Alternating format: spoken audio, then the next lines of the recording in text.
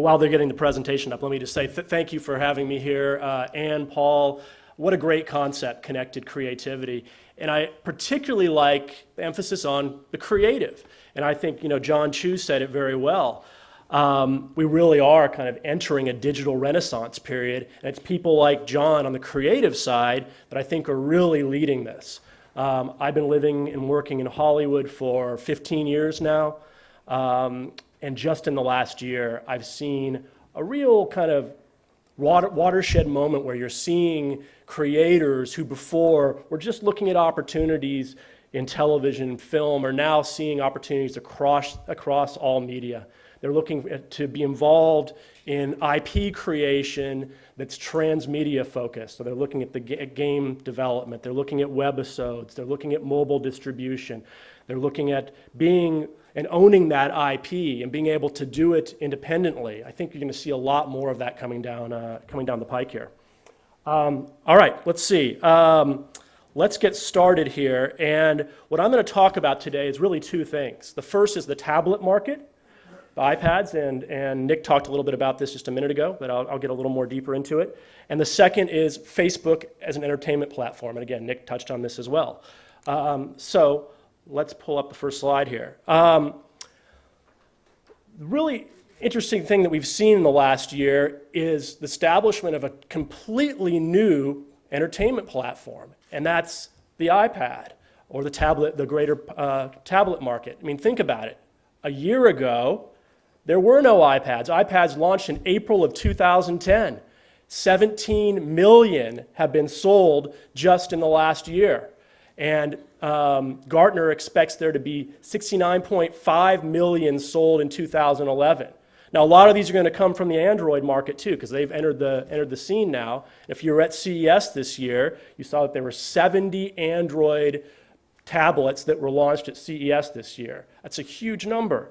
Now, this is also going to end up driving down price as well. According to Gartner, we expect to see prices drop to about the average of $263 per tablet by 2015, and we expect to have about 295 million tablets in the market by 2015. And that's a pretty huge number. Reasons to buy, actually, let me go back a minute. Let me ask you guys, anyone in the room who has an iPad? Put up your hands. Anyone want to volunteer to answer a question? All right, then I'll pick somebody. You, sir, right there. Why did you buy your iPad? I don't like mobile computing as it was before the internet. I think it's a great way to have my own PC. Okay, so as an alternative to the PC, in other words? Yes. Okay. Anybody in the room have a different reason for buying the iPad? I love Steve Jobs. That's a good reason. Anybody else? Over here. Swept up in the hype. So say that again? Swept up in the hype. Swept up in the hype. All right, that's a good reason. Anybody else? Let's take one more answer. Right here. The company paid for it. Okay. Now let's go to the experts and see what the surveys tell us is the reasons why people have bought the iPad. Top reason is as an entertainment device. 56% of the people said they bought the iPod for entertainment purposes. 42% follow this gentleman over here for the cool factor. It's just a cool thing to have. So yes, got caught up in the hype is a big reason for buying the iPad. But we're going to focus on it as an entertainment platform. So what is it exactly? Is it an ebook reader? Is it a game console? Is it a PC substitute? Is it a portable TV? I kind of think it's all of the above. I mean, I've had my iPad 2 for 2 weeks now, and I've watched movies, I've played games with my son, I've read a book on it, I've done about I've word processed on it in preparation for this speech, and it just feels cool to be carrying it around too. I mean, that's true for sure. So what is it? Let's take a look at this slide. This is kind of interesting because as we've seen the market for tablets grow, we've also seen a decline in the PC market. So people are starting to buy the tablet and saying, hey, maybe I don't need to buy that new PC I was thinking about getting. This is a substitute to the PC. We're also seeing that iPad users tend to be much more likely to cut the cord. And if people in the room aren't familiar with what that expression is, the cut the cord means to either give up your pay TV plan, your satellite or cable plan, or to downgrade that plan. And that proclivity is much, much stronger with people who have intend to buy an iPad. Matt, just one quick question. Yeah, sure. Could you talk about the research, who they're asking these questions to, Right. you know, just a bit more of an overview of how they're getting this data? Right. Well, these slides here were taken by Frank Magid Associates. I kind of have a mix here. I talked a little bit about some Gartner stats earlier, but these were done with a polling group within the United States. Frank Magid is one of the more respected research organizations in the U.S. There's more details on the numbers. I think they had about 2,000 who were surveyed for this particular stat. Portable TV. I mean, this is a really interesting point because just in the last 2 weeks, you've seen Time Warner Cable take the position that the iPad is actually just an extension of your television. It's a portable TV. And under that reasoning, they launched their Time Warner Cable app, which was extremely popular. I think 300,000 people downloaded the app immediately. Now, you had to be a Time Warner Cable subscriber in order to use the app. You had to also have your internet service through Time Warner Cable. But if you met those two criteria, you could be watching streaming television on your iPad, and a lot of people have been doing that. Well, were the content industry folks happy about that? Not at all. In fact, Fox and Viacom sent letters, cease and desist letters, shortly after the app launched, and both have been removed from that service. Reason? Well, of course, the content owners see this as a new device to program for, right? They want to have their own apps, and maybe they want to charge for those apps. So this is going to be interesting to see how that develops. So I'll leave on this note as regard to tablets. Content owners now need to build for a new platform. Yeah, that's I guess the downside. The upside is, though, that if you do it right, like News Corp's done with The Daily, which has the 6th highest grossing iPad app, there's a new revenue channel for you as well. What I'm really interested in to see is what the really smart, creative folks like John are going to do with all these interesting interactive features, like the two-way camera that's now available through the iPad 2. It's connected by 3G, by Wi-Fi. I mean, there's going to be some interesting creative development, I think, coming down the pike around this device. So I'll leave you that the opportunities here are it's a new platform to monetize. It didn't exist before. This is now, 9 months ago, we weren't talking about the iPad as an entertainment platform. Now we are. Okay, I want to keep moving through here because we're trying to wrap this up for a little conversation, but now I'm going to move quickly into Facebook. Facebook is an entertainment platform. Nick mentioned this in his presentation, and I think we shouldn't understate the importance of Facebook as a content and entertainment platform. 600 million users worldwide. And it really is a global phenomenon. In fact, look at this. You have 1.5 million users in the United States, 32 million users in Indonesia, 29 million in the UK, Turkey, 24 million, France, 20 million. I mean, this is a global phenomenon, Facebook. I was talking to a woman from Poland last night, and she said, well, there's a local competitor that has been around in the market much longer than Facebook, but Facebook is quickly catching up, and I think you're seeing that happen in a lot of countries around the world. We're also seeing a growth in adult users. Look at this stat. This is also from Frank Magid Associates, by the way. The highest growth area is among females from the age of 55 to 64 on Facebook. Wow, your mother, your grandmother, they're all on Facebook now. So this is a platform that you ought to be looking at for content delivery. How much time are people spending on Facebook? We saw a stat earlier that people spend 5 hours watching television a day. In 2008, they spent 1.2 hours on Facebook. In 2009, 2.1 hours a day. In 2010, almost 3 hours on Facebook. Wow, I mean, we need to think about going where the people are, and that's Facebook. So what are the activities? I think Nick mentioned this as well, so I won't spend too much time, but people are updating their status, they're playing games, they're watching video. In fact, I said here, they're the 6 top video viewing platform in the United States. Nick said it's fifth, so I guess it's now gone up to fifth since I put the slide together. They average about 15 minutes a day watching video on Facebook. This is really interesting. Who's following the Warner Brothers movie distribution on Facebook? Anybody here? So this is only happening in the United States right now, but about 3 weeks ago, Warner Brothers, which is owned by Time Warner, announced that it was going to stream 5 movies over Facebook. And it costs you 30 Facebook credits to buy those movies. The Dark Knight is the first movie that they've put up. So you buy your credits, that's $3. Facebook is taking $1.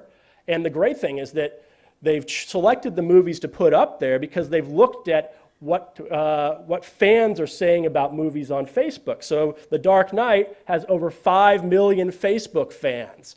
What a great movie to put up on Facebook, right? You kind of figure that people are going to want to talk about that movie. People watch it in the wrapping of their Facebook page. They can be chatting with friends, updating their status, all these good things that you want in an interactive environment. So the content, although it's being streamed rather traditionally through traditional streaming, is wrapped with all this social layer to it. And I think that's what we're going to see a lot more of coming down the pike. What does this mean for Netflix and for Redbox and for others in this space? Is Facebook going into that space? As Nick said, they claim they're not a content company, they're just a social network. But I think Wall Street disagrees. The day that Facebook announced its plans with Warner Brothers, you saw Netflix stocks shares fall 5.8%, and Redbox shares fall 5.3%. So I think we should keep an eye on Facebook and look at what their plans are in the entertainment industry, because it's clearly a great platform to deliver the right content, and I think we're going to see more of that coming down the pike. So I'll kind of leave you with this. We're now in a world where premium content owners compete with social networking and games for time and money. We're also in a world where there are really 4 platforms you need to be programming for. That's the tablet, TV, PC, and mobile and smartphone. So with all the creative minds in here, I'm looking forward to seeing what kind of creative content we're going to see in the future. Thank you.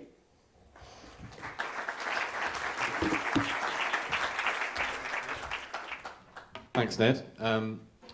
Just for those of you who might not know who we are at New Media Age, we are UK trade title for sort of online marketing, online advertising, but we sort of talk about content and platforms as well. So lots of mad stats in there, really interesting. I'll go back to the whole point that's been mentioned before about Facebook and what its objectives are. Just note a couple of things that happened in the UK recently where Channel 5 became the first UK broadcaster to put long-form content on Facebook, and recently we've had Fremantle launch a live football, or soccer for the people who don't like the sport, show on Facebook as well. Facebook's very clear in the UK that it's not making these type of deals. I'd be interested to know maybe your perspective from the West Coast, from the US, as to are companies now wanting to talk to Facebook about putting their stuff on there exclusively, not even non-exclusively? Yeah, well, I think so. I think the Warner Brothers example is one that we're going to really have to watch. Warner Brothers is kind of out in the forefront in terms of the movie distribution. We've also seen an interesting deal announced about 3 or 4 weeks ago with Major League Baseball, and that's our league in the United States for baseball team, professional baseball.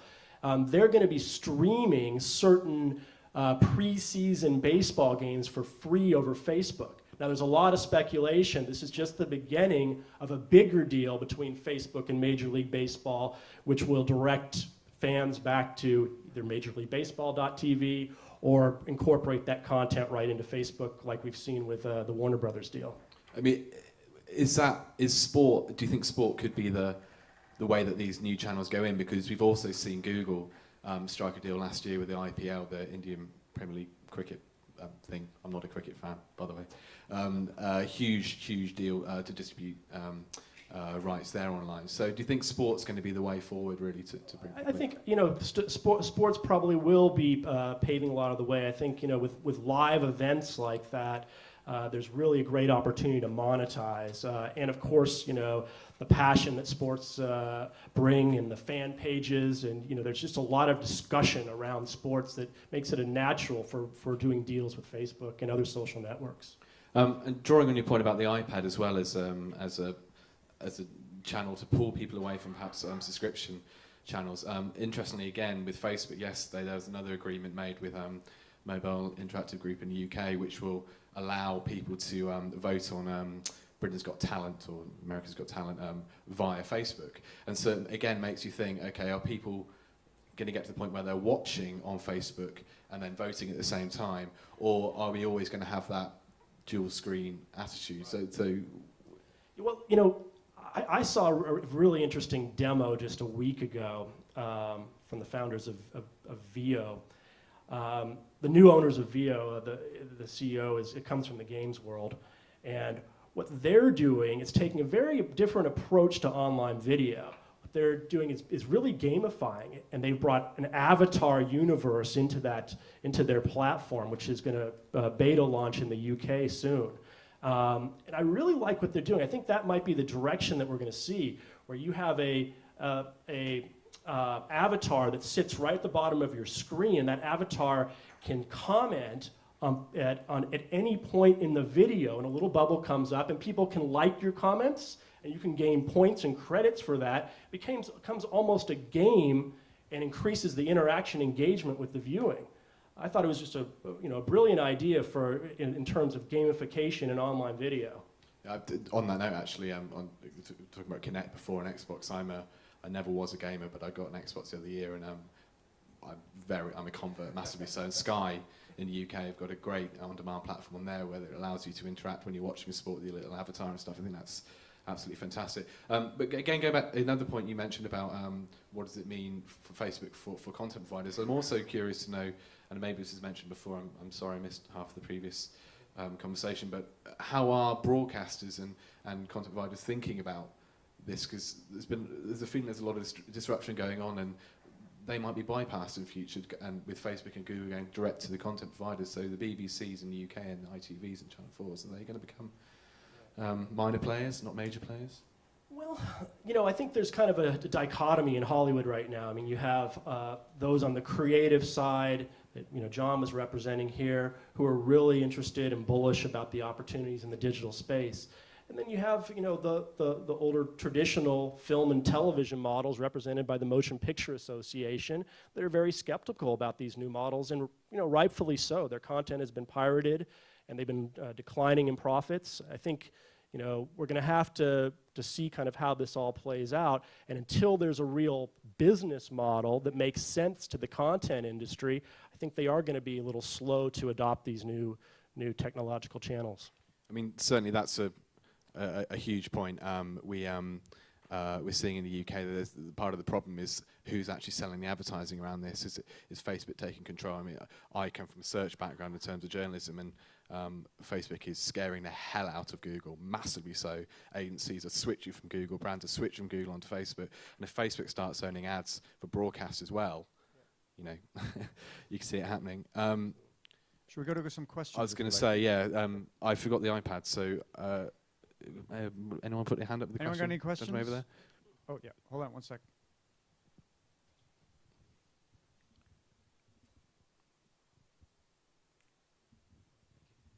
Hi there, sir. Fascinating presentation. Thank you very much. I'm Ewan, Mobile Industry Review. I wonder, you haven't mentioned mobile operators at all, which I think is potentially a good thing. I wonder, what's your perspective on mobile operators and how they should manage this kind of stuff you've been talking about, or do you view them as just irrelevant, a layer below all this? Good question. I'd be curious what your thoughts are on that. Welcome to the stage. Okay, right. Well, my viewpoint is that a lot of these operators have spent a long time coming to events such as this and buying content, delivering it out to users in a really bad manner, and then doing a very, very bad job of trying to be an entertainment provider. I'd like to see them work with the entertainment companies and work with Facebook and Google, but right now these operators are telling everybody that Facebook and Google should be paying them for the amount of bandwidth that their users are generating. There's a stat, by the way, which is not official, but it's come from Facebook, that in the UK, 25% of Facebook users only access it via mobile, and that's actually growing. And now that starts to get rather interesting if you're an operator trying to worry about how you're going to make money next year.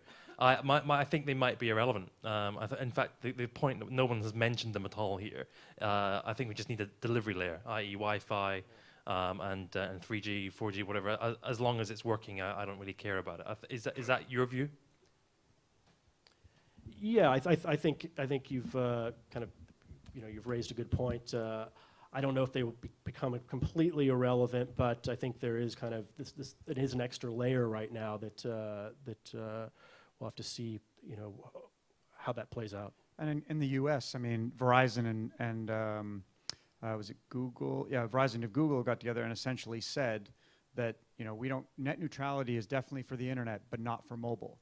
So we've got a serious problem happening in the U.S. I'm not sure if it's happening in Europe. And again, you bring up a great point. We are not discussing this. We're not looking at how this is happening. The interesting stat I would love to know is that 25% that are accessing via mobile, are they accessing via Wi-Fi, or are they actually accessing via the mobile? Because a lot of people are using it at home, where we go immediately and mine switches to Wi-Fi, right? So I don't know whether it's Wi-Fi or 3G or anything like that, but it's just that they are only using it on their handsets or iPads or something. Well, actually, not iPad. That's normal Facebook.com, isn't it? So I got another question right here. Thank you, Tim Wright from Sony Pictures. So on ad funding, the kind of prevailing wisdom is that if you're going to ad fund a mainstream service, you need huge volumes, and it's just for the big players. And I wonder if you think whether tablets and having things like Facebook credits and other developments will change that and allow ad funding for smaller players. How so? In what respect? Well, I was asking you the question, but I guess. Well, I guess we have to be able to do better. Obviously, we can do better than broadcast ads. We can target them better in a peer-to-peer environment. But I guess we just have to be able to, we can do a lot better on ad funding, and we can have more targeted ads, and yet not feel that we're invading people and taking advantage of the information they've given us in some malicious or manipulative way. And I guess there's going to be a balance. Maybe we might get a bit invasive and people will back off from it, and then we'll kind of reach some sort of equilibrium. Do you mind if I was to say, it's interesting, as I said before about Facebook and Google. Facebook last year opened up its API to advertisers, and part of that was this was to encourage more smaller advertisers in through working with smaller agencies, and it's been phenomenally successful from agencies' perspective and also from advertisers' perspective. And the volumes that we're seeing now going through Facebook from smaller players that are able to target are more impressive than Google was with AdWords in its early days. And AdWords is by a long way the most effective advertising platform that probably has ever existed. So, as I say, Facebook is scaring the hell out of Google. So I think there are now more opportunities. You just need to talk to good advertising agencies. We're going to leave it there, and thank you very much. And I just would like everyone to just put their hands together and thank these two gentlemen for a great discussion.